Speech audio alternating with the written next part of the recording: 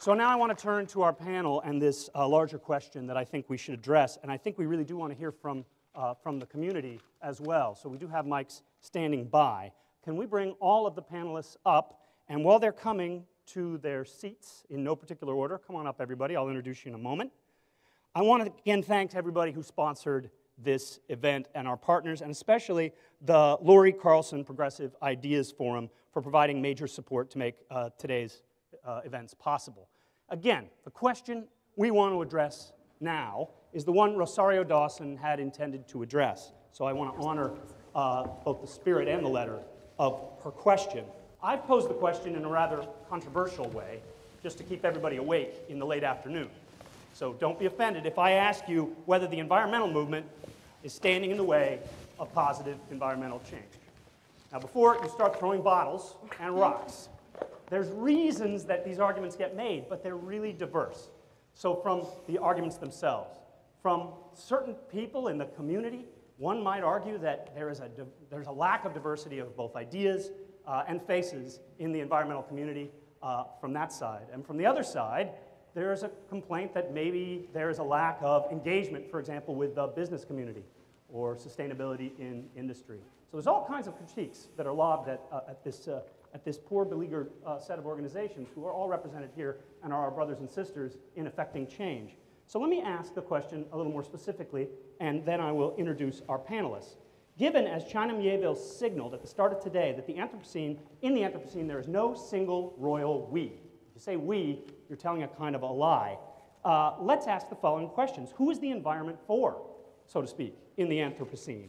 Who bears the costs for rapid environmental change relative to who experiences the benefits? Are they always the same people or are they not? And what do those costs mean for both meeting people's aspirations and well-being and uniting alliances to help create new environmental futures out of diverse publics, right? How does income disparity, both between nations and within nations and regions, what does that mean for addressing, halting, or adapting to rapid change? How do we think about collective well-being as opposed to diversities of well-being, right? And we've asserted, in terms of the environmental community, that knowledge, that getting more information to people doesn't always mobilize them, right? And that there's some frustration within the scientific community, and I hope our scientists on the panel can address this, about how much more information we need to provide to produce certain kinds of change.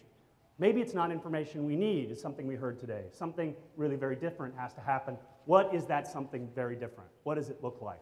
What is a practical set of steps towards the revolutionary kinds of changes that China and others have been calling for? I'm promising to stop talking now and give it over to our panel, but I think we should do them the honor of introductions. China Miéville is an award-winning science fiction author and professor of creative writing at Warwick University. He uses fiction to explore questions of law, culture, economics, and social justice.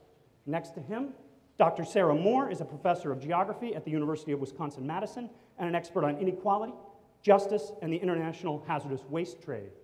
To the left there is Ariane de Bremond, a professor in geographic sciences at the University of Maryland and an expert on the relationship between climate change adaptation and rural development and forests. To the left is Monica White, a professor of community and environmental sociology and environmental studies at the University of Wisconsin-Madison, who is an expert on the relationship between social movements and urban agriculture. We met Erle Ellis as well earlier, a professor of geography and environmental sciences at the University of Maryland, Baltimore County, and he's the leading theorist of the Anthropocene. And last but certainly not least, you get the award for coming furthest in any case, is Kevin Noone, director of the Swedish Secretariat for Environmental Earth System Sciences at the Royal Swedish Academy of Sciences and a lead author on a landmark report in the Journal of Nature on planetary boundaries. So I put it to you, is the environmental movement standing in the way of positive environmental change? We'll take a couple of minutes to think on any of these questions as we go around. We'll open the conversation, and then we'll open the mics. Is that cool? We all right with that? Please, China, you're first. You want me to start with it? Yes. Go for it. Well, I mean, I don't know if people were here in the first session, but sorry. Is your mic on? Are you hot? Are they hot? Is it hot? Okay. Why don't you start at this end? Go ahead, Kevin. Oh, thanks, China. My dastardly plan worked. You did well. I think in terms of the environmental movement, I think it's at the other end. It's at the other end. So I'll shout. If I really shout, can you hear me in the back? I think in terms of the environmental movement, there was a wonderful video that we couldn't show, but it's George Carlin. And do you know the old comic George Carlin? He did a wonderful rant about environmentalists and environmentalism. And it's worth going on YouTube and watching. It's actually quite funny and quite prescient for this particular conversation. But he makes the point that, look, the planet's going to get along fine without us. We're not going to trash the planet. We are not that powerful, we humans. Planet has been around, or life on the planet's been around for 3.5 billion years at this point. It's going to get along fine without us. The real question is, how are we going to get along? And I think from the point of environmentalism, we've painted a picture of us and them, and China brought this up in his wonderful talk in the morning about we. What is that? Is there a we? I'd kind of like to disagree with you, China. I think there needs to be a we, and we need to be able to define what that is. We're all neighbors. So in terms of an environmental movement, it's one where all of us neighbors can go forward, not backwards. We can't go back to a past that we can't retrieve. And then in going forward, how do we create that forward? How do we create that future in which all of us can achieve our dreams, make our dreams come true, and yet not compromise your or any of our other neighbors' ability to make their dreams come true? That's kind of where I think environmentalism should be going. Is asking the question, how can all of us make our dreams come true? Great. Erle, we're just going to move this way this time.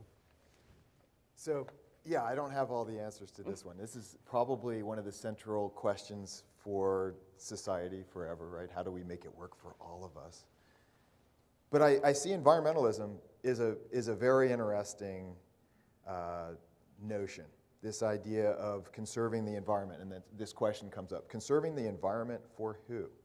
And I am probably not speaking perfectly well for everyone here. I'll speak for myself.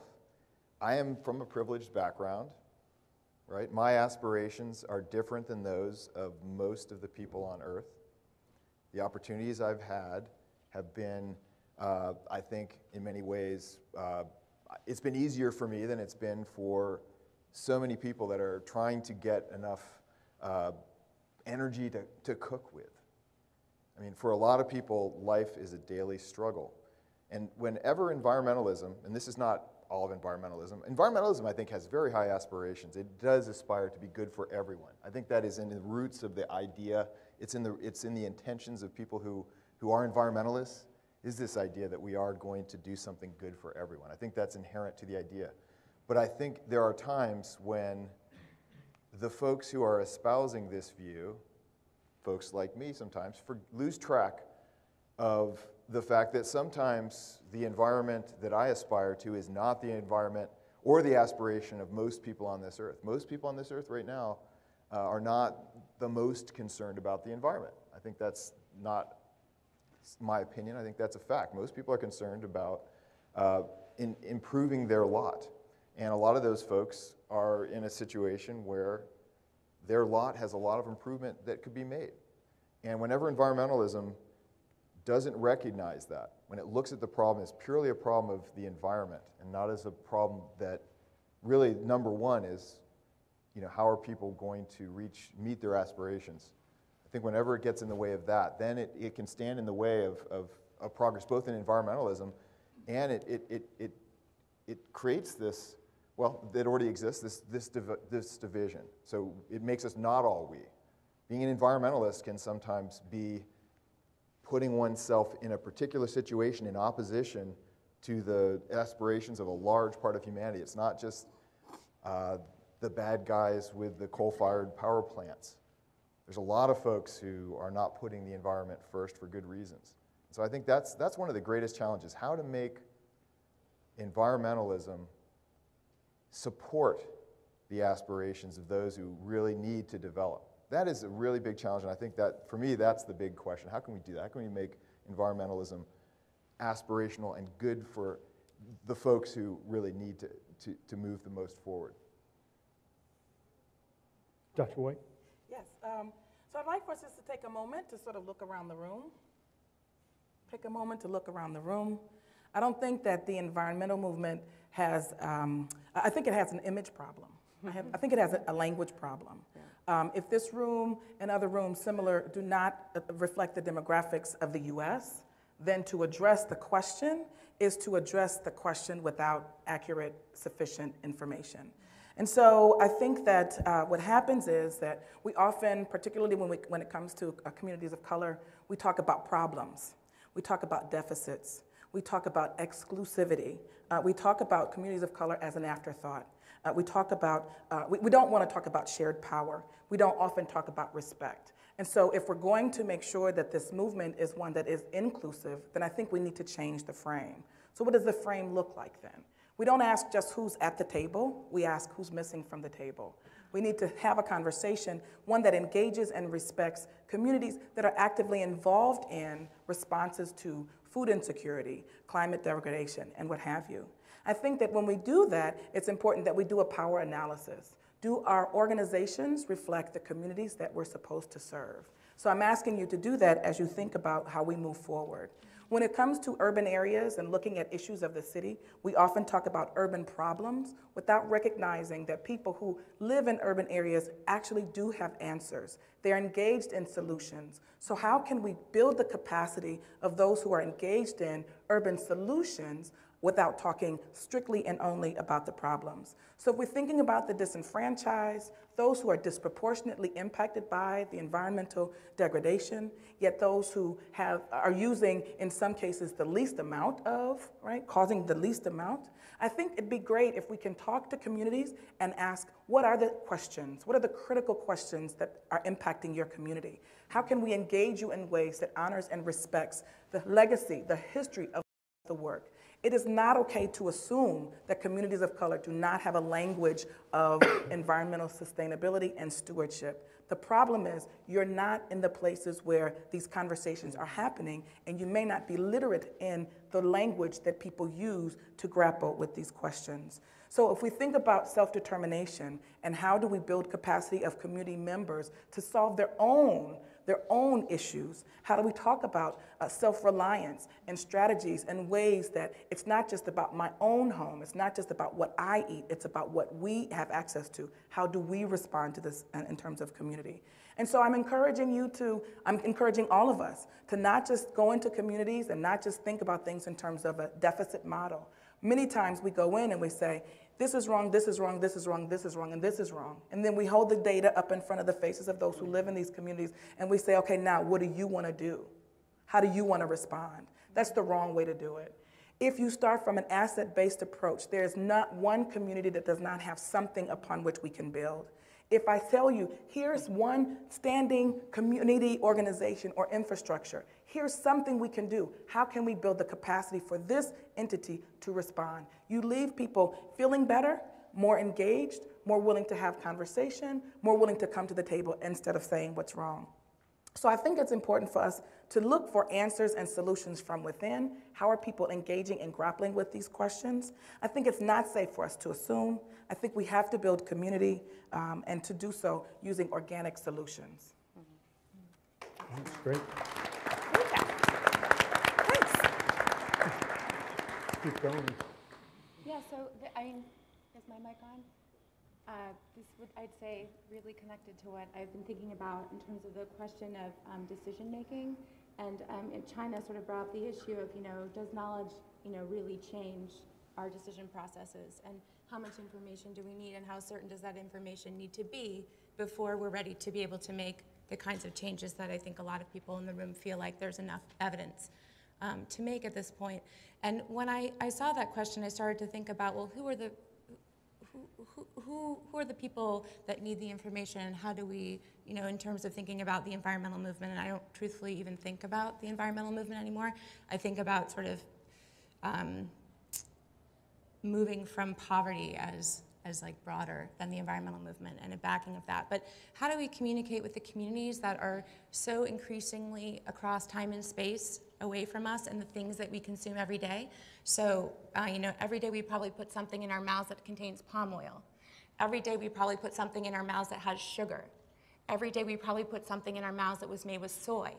Now, in those places, the people that are growing that food, the people whose land where that food is being grown, are not really truthfully part of our conversations now. And I think one of the and I think China also mentioned this, and this was also in Erle's talk and in Kevin's talk about drawing these teleconnections across the globe now. We're so interconnected, and I think that some of that interconnection also gives us the possibility to create sort of new ways of enacting transparency and accountability across these commodity chains, so that we can feel more empowered here, in Madison, about the types of choices that we're making. And it's not just about, buying the right food or buying from the right trade network, but it's also about, crowdsourcing and allowing the people whose land is being, taken by Unilever to be able to get on their cell phone and mark it onto a map that's actually, so that we are actually tracking, these distant teleconnections and getting sort of more evenness across these power networks. And so I guess that's just sort of it's sort of the same thing, and keeping those conversations as wide as our global interconnected world is right now is really important to me. Great, thanks. Dr. Moore? So, my mic is on, I think. Yeah. So I actually found a lot of what China said this morning very inspirational, and I think our kind of premise that we're starting with here, given the struggle for the environment is a struggle for social change, where do we go? But the question we're asking might be the wrong one.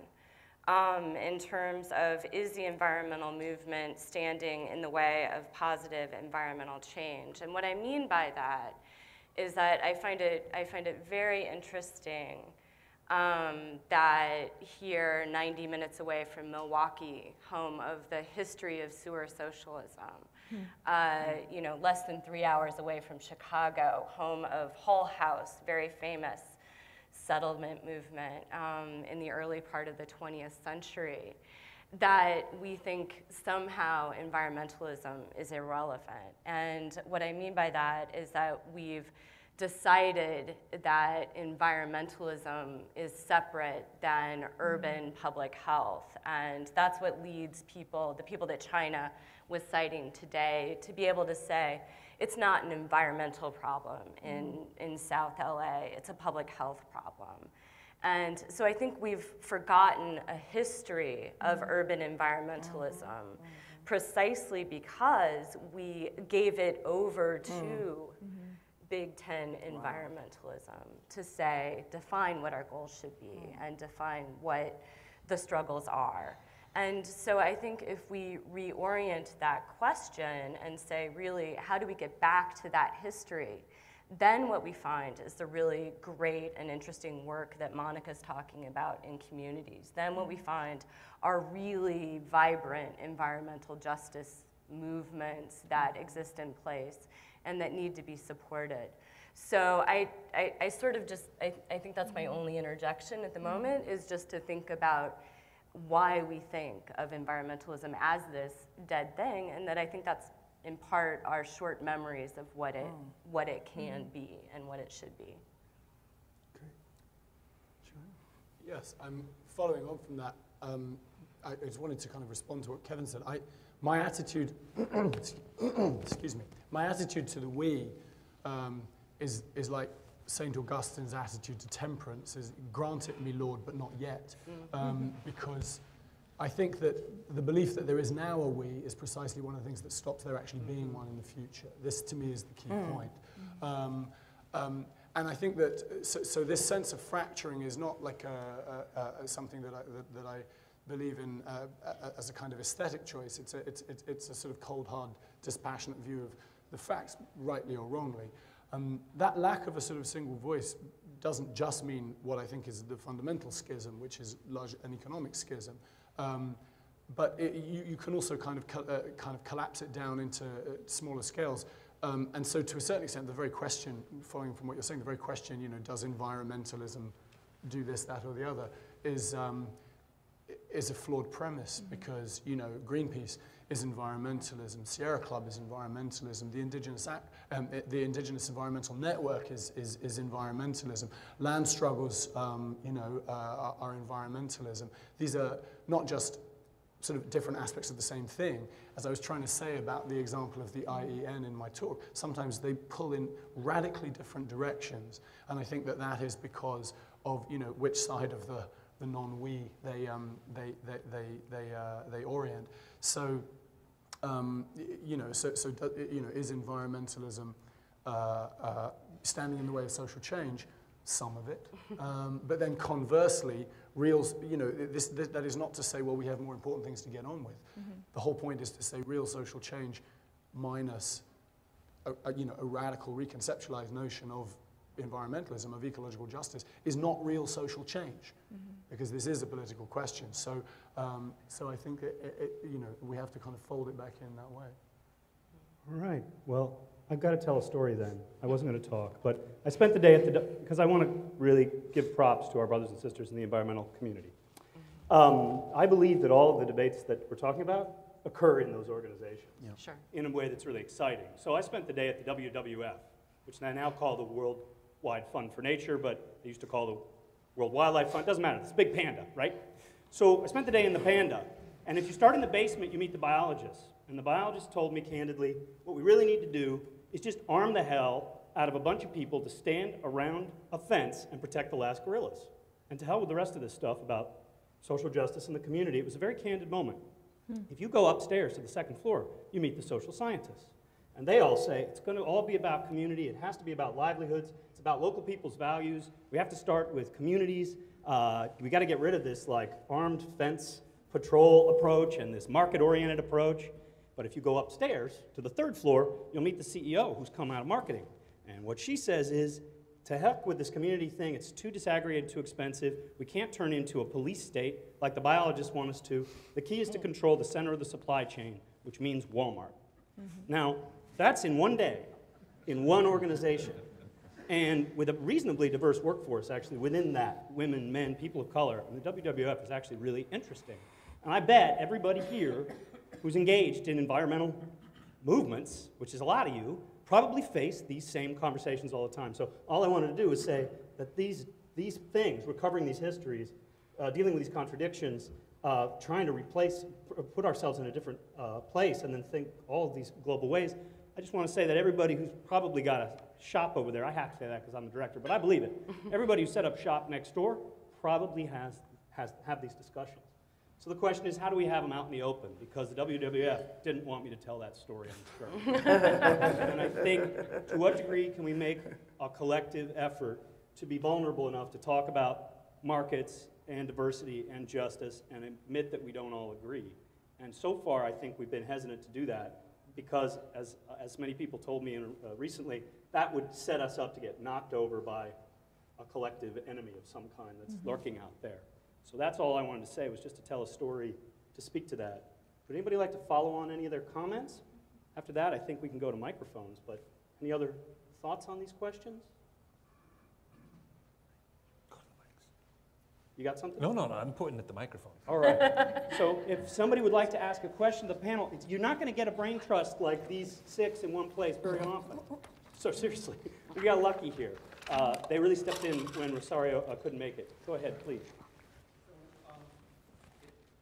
It sounds like the one possible question is, if the theme is environment or environmentalism, is that a useful tool for organizing the political and social forces that seem to be standing in the way of or that seem to be necessary in order to get some kind of progress? Because it sounds like some people are saying, you know, talking about the environment gets in the way of good social change. And other people are saying, you know, talking about the environment is the way to bring together, bring forth this social change. So I'm wondering if environment as an organizing concept is the right way to go, particularly for the communities that are currently disenfranchised from this whole conversation. Well, that's a question. So, well, I'll try to hop in, I guess, first. I think the one thing that we need somehow to be able to convey, and I was at the artists' breakout session earlier today, and I feel very strongly that as a scientist, that's my profession, I can talk, I can provide facts and figures and arguments, and I might be able on a good day to get people to think differently. But I'm not going to get any of you guys to feel any differently, and I think to make a change, to make any sort of change, be it an environmental one, a social one, personal one, we need to both think and feel. And so to come back to the question, one of the things I think that we somehow have to be able to project is the fundamental notion that all of our economy, all of our socio-economic development is founded upon having an environment, if you will, that works. It's founded upon having ecosystems that are resilient, that will provide what we need for us, and keep on doing that into the future. And if we don't have that, it's a precondition. If we don't have that, we won't have an economy. So you're not going to be able to make profits unless you have the foundation upon which that economy and socioeconomics can work. So I guess what I'm wondering is, can we maybe redirect what had become in the John Muir days in the establishment of national parks, setting aside someplace and keeping it wild, whatever that meant. But can we change it to one that fundamentally changes where we see our foundations, and what are necessary for our foundations, what are necessary for our societies? And I'm hoping we can build a socio-ecology, not a socio-economy, but a socio-ecology that from which socioeconomics grows, not the other way around. I can't speak. I can only speak in terms of Detroit, because that's where my scholarship is, that's where I'm from. If you were to have an invitation and say, hey, let's come talk about the environment, as an organizing tool, that concept may not be very helpful. If you're talking to parents who are trying to feed their children, trying to educate their children, and concerned about what it is that they're feeding their children, what they have access to. So I think that the environment can be an organizing tool, but you have to listen to the language of the people and the communities that you want to speak most to. And so given the economic conditions in Detroit, environment is not an organizing strategy, but there are lots of things and ways that the environment impacts and undergirds a lot of the work. And so you give folks in the room by having a conversation about what matters most. And then we can talk about, if you're concerned about schools, you should be concerned about food. If we're concerned about food, we should be concerned about soil. If we're concerned about soil, we're concerned about water, about resources, about making sure that everybody has. And so I think that it just goes back to my point, which is listen to the language of the folks and see how the language or the framework that you're trying to address is already being addressed and already understood from the perspective of those who are engaged in the work, just may not be using the same language. Any other thoughts on that from the panel? Before we go to another question? Why don't you go ahead, please? Thank you. Can you hear me? Yes. Yes. First of all, I was a little disappointed that Rosario wasn't here because I thought she would be able to answer this question, but I have to recognize this as an opportunity, and I can ask all of you this. I was anticipating to be really fired up, and Rosario getting us all fired up about social activism and so forth, and I was going to invite her and ask her if she could clear her schedule at 5 o'clock and join us for a march and a rally to campus, because there's a group with the Global Climate Convergence that have been working on various events from Earth Day to May Day, environmental groups, social justice groups, unions. I think there's a positive shift in some of the organizations to recognize the power of all of us working together. So I was going to ask her to walk with us, to empower us to have a leader like her. So now I'd like to ask all of you, will you be able to clear your schedules and at 5:15 walk to Library Mall with us for a march that we've called Protect Our Water and Reject the Mines and Pipelines? So that's my first question. Can any of you clear your schedule? and I won't put you on the spot, but think about it. But I have put you on the spot. Right. But the other question is, I grew up in the 60s and 70s, so we had the civil rights movement, we had the anti-war movement, we had people who did feel empowered to go to the streets and speak up. There are certainly environmental groups, 350.org and others, who are doing civil disobedience and so forth. But do you think there are any parallels from the 60s and 70s and those movements and the environmental movement? Or what do we need to do differently to engage the young generation? You know how many students left when Rosario wasn't good? We've lost a lot of students because there wasn't a young leader, or I don't know why, or they were going back to study or something, which I maybe should have done more of. But how do we get the generations together, and how do you see the parallels with the movements that I grew up with? Great questions. Take this to the panel. I don't think you have to answer whether you're going to go on the march. You can if you'd like, but this question about the 60s and the 70s is very interesting.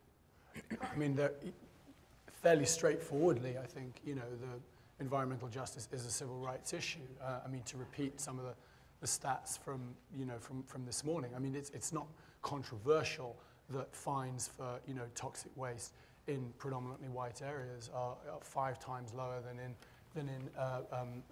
areas of, you know, high concentrations of people of color. I mean, this is simply an everyday fact. This is completely extraordinary, but goes on all the time. If you look at groups like the Basel Action Network, who are sort of a group around kind of toxic waste dumping internationally, and the race towards garbage neoliberalism, and essentially kind of turning much of the poor world into kind of midden heaps. This is a civil rights issue, and again, you know, it's a global civil rights issue, and it's an issue of empire and poverty. So straightforwardly, yes. And I also think, you know, that there is a danger in thinking, well, no one's thinking about environmentalism. Actually, a lot of people on the ground are very much thinking. They may not say, I'm thinking about the environment, but they may very well be sort of saying, you know, I know that this place where I have to live and work is toxic and killing me and killing my family, and I'm sick and tired of it. That's an environmental rage, and that should be fostered. So yes. Well, I mean, I think it's a bit of a cop-out. China just said what I was going to say. No, at the beginning, very much about the ways in which the civil rights movement and the environmental movement, environmental justice movement, are intertwined. And I currently have a project looking at the hazardous waste trade between, for example, Mexico, the U.S., and Canada.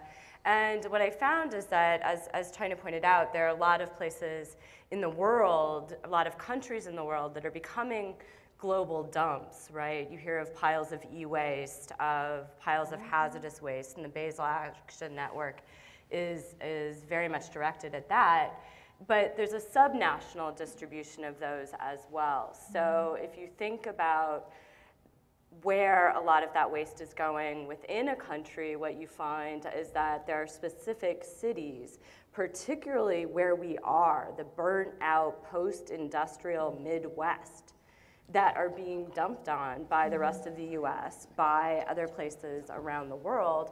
And that's not surprising, but it's something that we need to think about why those distributions exist. And then if you look at the sub-metropolitan distribution, what is also not surprising is that many of those dump facilities are in communities of color and poor neighborhoods. So those problems and those intermixes haven't gone away, and those people are very well aware that they are living with environmental problems. So they're not maybe doing things that we identify as environmental activism, but they are indeed wrapped up in the struggle for more just environmental futures. You want to add something? Yeah, this reminded me of, I think is a very good example of, if you like, environmentalism against environmentalism. Right.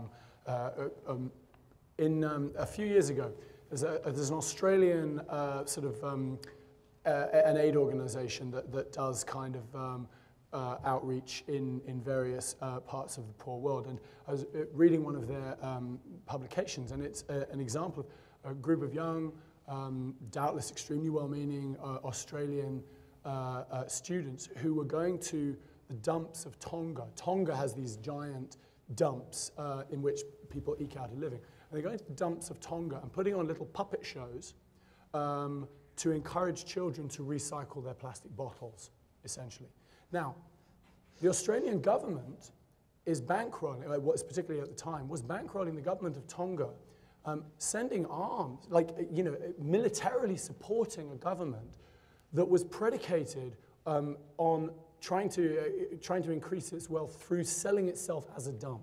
Like, there was an absolute strategy for the economic strategy was to set garbage neoliberalism. You can dump your stuff on us cheaper. Now, this is a very, very clear example of, if you like, green Main Street environmentalism, which is saying, which is atomizing and saying, be sure to throw away your litter, becoming absolutely complicit with the power structures that is making the kids, at whom these people are wagging their fingers, live on heaps of shit. So that's environmentalism versus environmentalism. Is there other thoughts on this before we go to the next question? Okay, thank you. Yeah, please. Hi. So that I wasn't going to ask this question, but that last one set it up perfectly. So I want to relate a quick experience. 2010, I went to Chile under a UN grant, and it's right after the big earthquake they had. And we did what I call environmental triage. We went to several different villages, 6 or 7 of them, to try to identify the biggest environmental problems that could be addressed. We dealt with several other related issues around demographics and so forth, but my job was the environmental side. And I found the same thing over and over again. The people that lived in these villages knew what the problems were. They knew exactly what they were. They saw the problems with the forestry practices. They saw the pipes dumping into the creek with sewage. They saw all the problems. They would come, in fact, we had a really cool process. We just set up some aerial photos and some maps, and we grabbed people off the street and said, tell us what you see, because we didn't have time. We didn't have 5 days to do a detailed assessment. They had everything figured out. Then the mayor would come in, totally different idea about what the problems were. You'd ask these people, what do you think about this? What can you do? And they say, we can't do anything. It's always been this way. The government's going to do what they're going to do. It would be a waste of our time. I had the very similar experience in Romania with a professor from Warwick University. So it isn't necessarily just socioeconomic. It's cultural, right? So have we reached some limits of activism, going back to that man's question, and going to the lady from Detroit, the language of activism, the words that we use, the things that we think are going to make a difference, does that translate to people in other communities that aren't in Madison, in places like Madison, where that's common discussion? And if it doesn't, what's our best next alternative? Good question. Thoughts on that from the international or national perspective? Anyone? Good question. Great question. Yeah, just in terms of looking at communities battling Goliath, I can sort of talk a little bit about, in 2007, I gave this example in the previous discussion, my panel. In 2007, Farmer Jack was the last major chain grocery store in Detroit to close its doors on the City of the Citizens. And 2013, to lots of pomp and circumstance, Whole Foods opens in Detroit, right? So clearly that's a case of where Goliath seems to have won. We could not stop Whole Foods from coming into Detroit. What we did do, and I think that the example of the Brooklyn Whole Foods that was forced to close was that they were a little scared. And so we took that and used that to create and to force Whole Foods to come to the table to have a conversation about community benefits. So we can't stop you from coming, but if you come to Detroit, here are the conditions under which we demand that you have some accountability to Detroiters. They hired 70% of Detroiters. They carry food that is grown by Detroit urban ag projects. They do value-added products from Detroiters. And the prices in the Detroit store are such that the folks who shopped at the suburban stores were outraged because they were $2 or $3 cheaper and felt like it wasn't fair. So I think that in terms of understanding what it is, we didn't stop Whole Foods, but we do have a relationship with Whole Foods that requires that they respect community organizations, they have a respect, and they are doing certain kinds of things to engage and to interact. And I think that when you listen to the voices of communities and listen to the self-determination and the self-reliance and create the mechanisms where resources are used to help build capacity, then the voices of those who are most greatly impacted by the conditions are able to come to the surface, to the fore, and that then creates a momentum around addressing these issues. It is not if you build it, they will come. It is if they build it, they will be engaged, invested, and that's what makes sustainability. So it's just one small example. And they use that example to talk about this new model of Whole Foods. Now, I don't know what that means, but it is a different approach of interacting and engaging community, and hopefully we've changed some of what is a business model around putting in a store of that kind. If there's not another, we can go to the next question. We're winding down here, so there's time for maybe one or two more. My name's Lynn Broaddus with the Johnson Foundation at Wingspread here in Wisconsin. It sounds like the mic isn't on. But I've been struck for a while about the, Paul, your example of World Wildlife as one example of a green group that has trouble integrating internally, but most of the groups certainly have trouble integrating across the broader spectrum of sustainability challenges. And I work with a wide variety of kinds of groups, and I was struck about 5 years ago working with a national group of nurses. And the data they gave me was that nurses are the most trusted source of environmental information. Mm-hmm. And I thought, what an incredible opportunity for nurses and people who think of themselves as working on environmental issues to be able to work together. Of course, nothing, I've not really seen that happening in a way that is as powerful as I imagine it could be. Just yesterday, I saw data that looked at water utilities, and what one of the most highly trusted of climate change information in communities. And it's not somebody you would normally think of as your partner for communicating around climate change. So I work in the foundation world. I'm going to ask you to do a little mind experiment with me. And if you had the opportunity to give away, I'm just going to make up a dollar amount, let's say $100 million, to try to bring people together from different perspectives to really solve some of these large challenges, where do you think the biggest opportunity is, and where would you spend your money? All right, Lynn has just given you all $100 million from her foundation. You heard it here. I'm imagining it half coming from Bloomberg and half coming from the Koch brothers. We'll take anybody's money. So that's a great challenge. Like, if you really want traction, in a few words, where would you go? How would you spend that money? Great question.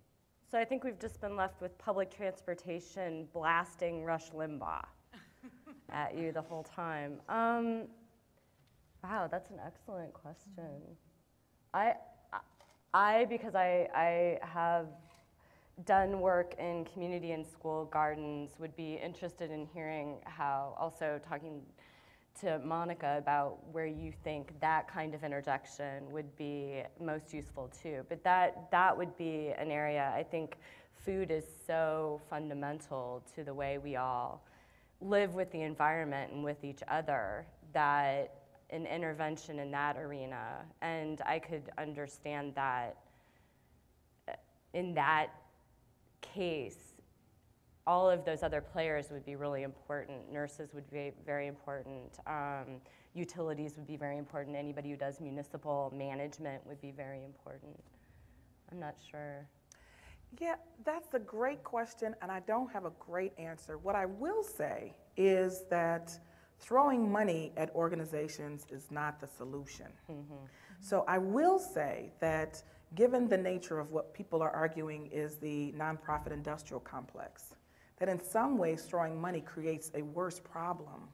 And it creates a mechanism where people don't feel empowered to be engaged in solution solving, but really, how do we keep the problem, perpetuate the problem in such a way so that we sort of act as a safety valve in some way, kind of doing something, but not really enough to render our positions no longer valuable and viable, no longer needed.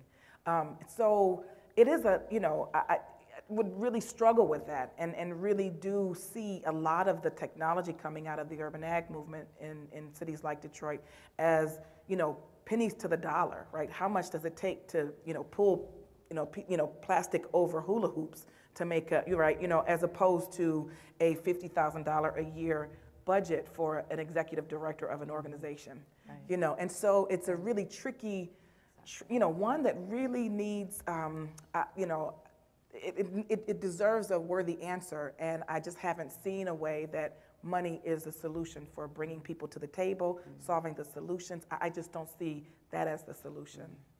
Doesn't anybody want to spend money here? I'll bring up another dilemma. So one of the partners in the big long name that I work for is the Swedish aid agency, SIDA. And they've been given a directive that they can only work with the poorest of the poor countries, and their main charge is to figure out how they can contribute to poverty alleviation and poverty reduction. So that's their charge. To do that, what they've been finding is that only being able to deal with the very poorest of poor countries limits their ability to solve those kinds of problems, because it's not just the very poorest of the poor countries that have problems about poverty and need poverty alleviation. It's others as well. And that the previous approach, there have been plenty of mistakes that aid agencies all around the world have made in terms of providing lots of money, and it doesn't go where it needs to go. And it does things that aren't actually good for the folks who want to and need to come out of poverty. I don't have a good answer for you either, but I would like to see the money go to creating connections, because I think that's one of the things that we've been not doing very well. We're siloing ourselves, and we can't do that anymore. We have to be able to create connections. We have to be able to learn new languages, because if we can't speak in the right language, we're not going to have much of an effect. And we don't learn new languages unless you go and talk to folks and make connections. So I don't have a good answer for where to invest the money, but in ways that are slightly different from conventional. Well, if it makes you feel any better, I don't have the money either. So. I will take the money. Let's go to one last question. I don't want to take us all the way to 5. People have been here a long time, but it's been productive. All right, so this question is one, it's about expertise. Something I think Director Robbins said about brain trust sort of triggered this in my head. But problems such as like climate change or like global biodiversity loss or the Anthropocene more broadly happen on this global scale. And I have I'm an undergrad in geography, I think, in terms of scale. But how do we empower, local communities, people who are typically disempowered, to address issues on such a scale where it's typically, groups of brain trusts in boardrooms, making climate reports for very good reasons, because these are happening on global scales. So I'm just wondering if any of you have thoughts on how to sort of, span this schism between, local impacts and really global problems. I hate to keep talking, but let me just offer, a few weeks we had the first meeting of the Institute for Urban Agricultural Nutrition. That is a collaborative effort with various campuses throughout the UW system and Growing Power and other community organizations. I mention that because the way that we create brain trusts is by bringing community and university together in ways that are mutually respectful, but also I think really sort of challenge us to think differently about from whence the answers come. So a lot of times when we have academics go into communities, we say, I already have the answers, just give me the data to prove it. Yeah. And so going in with that sort of a framework then really freezes us out of some really creative, imaginative, amazing solutions that could possibly happen. And so this Institute for Urban Ag and Nutrition gives us a framework to find ways to utilize university resources to the benefit of and to the expertise of communities, with the exception of feeling like we're the ones with all the answers. And so if there's anything that comes from my comments, it is to really reframe the role of the university and allow ourselves to be, to place ourselves at the feet of those who are really engaging in these real issues and finding ways to be helpful and hold and uplift their work, as opposed to thinking that our papers and our grants are really solutions and privileging universities, but changing that framework. Erle, did you want to say something? Yeah, I was thinking I could spend that $100 million. I'm working on a project that is very academic at this stage, but it's really opened my eyes to the kinds of things that are becoming possible addressing this question of scale, of being able to communicate locally and globally at the same time. We are actually, like I said before, better connected than we ever have been, but it is very hard to know what's going on the ground globally. And dedicating technologies for better communication of local needs and local problems at a global scale, you could imagine a dashboard where anybody could look at where are the problems with toxic dumping of e-waste. My neighborhood, boom, boom, boom. And this creates, it doesn't necessarily create power, and it doesn't necessarily create the cause of change, but it does make it possible to see where people are calling out for something. And it also potentially could enable people to contribute solutions. If it worked here to drive this e-waste dump out, it might work for you. And those kinds of solutions are really actually possible, at least on the technological scale now. And with proper investment, it is a possibility. That seems to me an interesting opportunity. And if you're blowing $100 million of imaginary money, might be worth changing the game a little bit with information, not being locally disempowered about global change, but being locally empowered about global change. Any other thoughts before we close the session? Kevin and China? Quick thought. Now, I want to point in this direction. I know you don't want any more questions, but the last question had to do with brain trust. And I think that many of us up here, anyway, use one half of our brain primarily. But if we're going to have brain trust, we ought to be using both halves. So if I can, I'd like to point to Victor, who uses the other half of the brain than I do. And maybe you want to respond to that brain trust question. Hello. I don't have an answer. I'm just asking for answer, actually, too. But thank you for pointing me. And I want to answer the first question. It's not civil disobedience that young people is looking for. It's creativity for answers. My question for you, and if you know these people, the leaders, the heads in the environmental groups like 350.org, Greenpeace, why they are not working together as all the fossil fuel companies have the ALEC group working for them? Why we are not taking our hands together and say, the leader of Greenpeace is signing the petition of Sierra Club, the leader of $350 saying Save the Arctic campaign. Why each one have the same campaign? Because we are losing efforts. The anger, the civil disobedience, repeat, all these strategies are wrong and we are losing time. Why we are doing that and what we can do to make them make sense and work together? Because here's people that want to collaborate in creative mood, not just with anger and screaming. I can't be civil disobedience. I'm an immigrant in this country. I go to the jail and then return to my country. Then I need to use creativity for that. Then how we can arrive, because I wrote to Kim and Bill, and I didn't get answers. And I asked them, why you don't work together in both campaigns? What is your ideas? Thank you.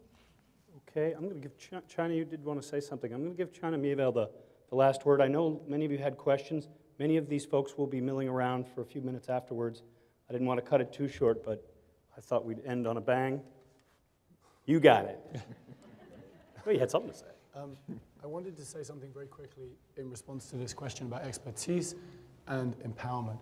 I don't want to sound, I don't want to romanticize local knowledge. I don't want to suggest that, if you like, kind of, rigorous, objective scientific method is not very, very important. However, because it is. However, I do think there's a danger sometimes in the notion that expertise is objective, and a lot of the time, there are competing expertises, and many of the people who, in the model that we are in danger of propagating, need the expertise explained to them, actually have fantastically good expertise. I'm not accusing the questioner of saying this, but it's implicit in sometimes in this model. I'll give you an example. 2006, the Stern Review in the UK, hugely important in terms of quantifying the impact of climate change and so on.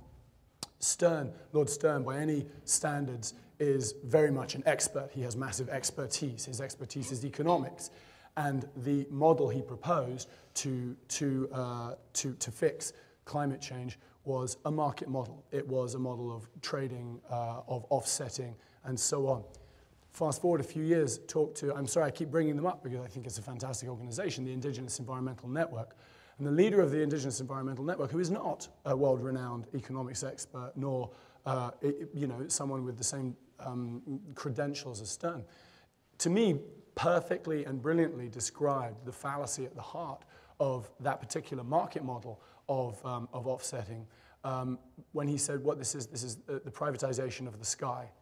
And that, to me, is the most expert statement on the fallacy at the heart of offsetting I have ever heard. So I think that part of the thing we need to do about expertise, and this gets to the question of empowerment I'm going to touch on, is actually listen to the expertise coming up rather than thinking the other way around.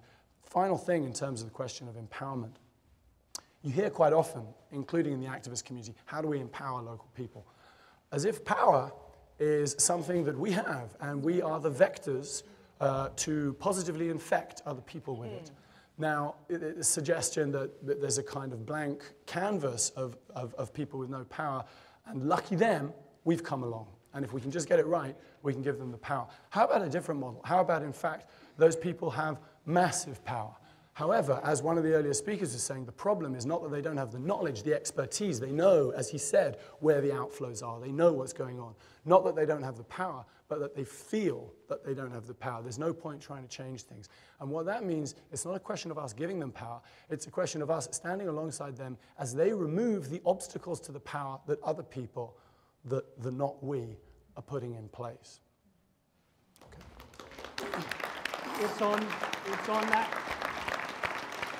It's on that note that I'm going to draw this session to a close, I think. Please do bring whatever you have to say forward after the session is over. It's been a great day. There was some disappointment that Rosario was not here, but things happen for a reason, as Becky Ryan told me. So I'd like to thank the panel for a very sophisticated conversation. We will start this conversation again next year, and lessons will be learned. So every year we'll get better and better. This is wonderful. Thank you for coming out. We'll see you next year on Earth Day. Thank you.